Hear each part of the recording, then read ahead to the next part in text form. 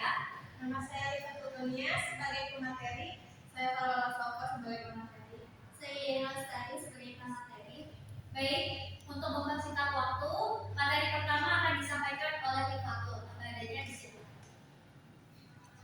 Nah, pada evaluasi antar muka yang pertama itu ada aplikasi mobile BKN yang menggunakan 10 prinsip heuristik Nielsen. Tujuannya untuk mengidentifikasi permasalahan yang dialami pengguna saat menggunakan aplikasi.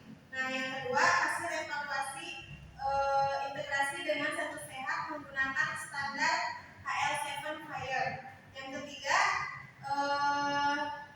data yang sudah terintegrasi dapat dimanfaatkan untuk surveillance DHIS 2 dan mHealth. Yang keempat yaitu fondasi Big Data 5V untuk mendukung analisis, pengambilan keputusan dan penyusunan kebijakan kesehatan nasional. Nah, adapun identifikasi friksi pengguna model BKN yang pertama itu pada tergugat. Tergantung masalahnya itu tidak ada opsi input data mandiri dan tidak ada indikator sinkronisasi dan ketiadaan menu bantuan. Yang kedua fitur profil. Masalahnya itu kurang informatif dan tidak memberikan nilai tambah bagi pengguna. Yang ketiga fitur e-commerce. Masalahnya itu tombol tutup pada pop-up tidak terlihat jelas. Nah, untuk perbaikannya itu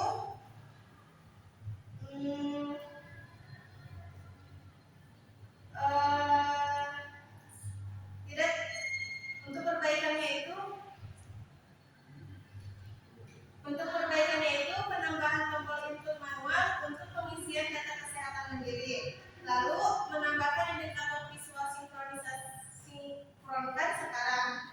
Lalu penggantian istilah teknis menjadi bahasa yang lebih mudah dipahami. Selanjutnya yaitu integrasi dengan satu sehat dan standar pertukaran data. Standar HL7 Fire memungkinkan pertukaran data kesehatan antar fasilitas kesehatan menjadi lebih cepat, aman, dan menggunakan format yang sama, sehingga informasi pasien dapat diakses secara berkesinambungan. Selanjutnya evaluasi implementasi satu sehat, yaitu kendala dan strategi mitigasi.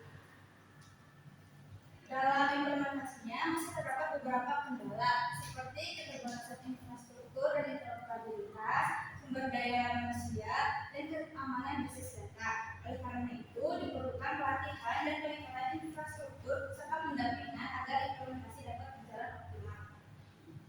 Selanjutnya yaitu pergeseran paradigma fasilitas medis versus basis komunitas. Transformasi digital juga mengubah paradigma sistem informasi kesehatan. Jika sebelumnya sistem hanya berfokus pada fasilitas kesehatan saja, kini mulai bergeser menjadi berpusat pada masyarakat. Dengan demikian, masyarakat tidak hanya menjadi penerima layanan, tetapi juga dapat berpartisipasi dalam menjaga kesehatan melalui data digital. Selanjutnya yaitu arsitektur deteksi dini, sinergi MLT dan DHIS. Pada bagian surveillance digunakan DHIS sebagai sistem deteksi dini penyakit. Sistem ini mengidentifikasi data dari berbagai fasilitas kesehatan sehingga proses pemantauan, analisis dan pelaporan penyakit dapat dilakukan lebih cepat untuk membantu pengambilan keputusan. Selanjutnya yaitu anatomi big data kesehatan. Konsep big data dalam kesehatan dijelaskan menggunakan model 5V, yaitu volume, velocity, variety, veracity, dan value. Kelima karakteristik tersebut menunjukkan bahwa data kesehatan memiliki jumlah yang besar, beragam, terus bertambah, harus berkualitas, dan mampu menghasilkan informasi yang bermanfaat bagi pelayanan kesehatan. Selanjutnya yaitu konversi nilai value dari data melihat menuju intelijensi kesehatan. Data kesehatan yang terkumpul tidak hanya disimpan, tetapi dikelola menjadi informasi yang memiliki nilai. Informasi tersebut dapat dimanfaatkan untuk mendukung pengambilan keputusan, meningkatkan efisiensi layanan, dan membantu penyusunan kebijakan kesehatan. Selanjutnya yaitu tata kelola dan etika. Benteng merupakan benteng keamanan big data data enterprise. Ada 3 lapis yang kita gunakan. Yang pertama itu lapis etika, kewajiban enkripsi data, end-to-end, dan pelaksanaan audit keamanan secara berkala. Lalu ada lapis prosedural, penerapan SOP ketat dan standarisasi format data secara nasional. Dan yang terakhir lapis human capital, meningkatkan kompetensi SDM dalam mengelola kerahasiaan informasi medis agar selaras dengan prinsip etika. Untuk ancaman intinya sendiri itu risiko kebocoran data dan serangan keamanan siber pada privasi data pribadi pasien. Selanjutnya, sintesis ekosistem merupakan sistem biosistem informasi kesehatan nasional. Ada yang pertama itu dari titik sentuh individu, lalu ke jaringan komunitas dan jaringan fasilitas, lalu di akhir akan berkumpul di big data 5 feed dan menjadi tata kelola ekosistem. Outputnya itu keseluruhan aliran data menghasilkan value berupa kebijakan kesehatan yang presisi secara real time dan logistik.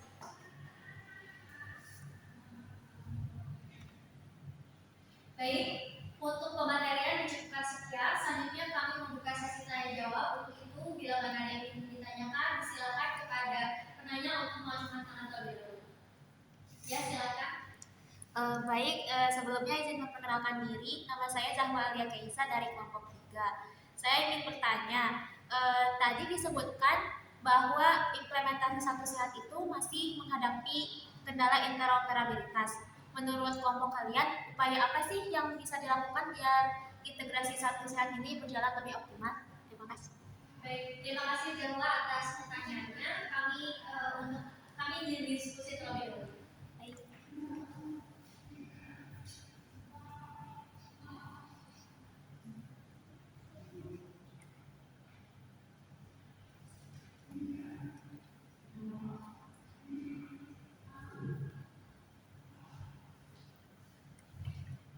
Menjawab pertanyaan dari Zahra, berdasarkan dari analisis kami, integrasi Satu Sehat dapat ditingkatkan melalui pencapaian penerapan standar KL1 integrasi seluruh modal CPNS, peningkatan kompetensi sumber daya manusia melalui pelatihan, penguatan infrastruktur, dan jaringan, serta peningkatan keamanan data melalui protokol akses, sistem backup, dan penerapan regulasi yang berlaku. Langkah-langkah tersebut diharapkan dapat mengatasi kendala interoperabilitas dan meningkatkan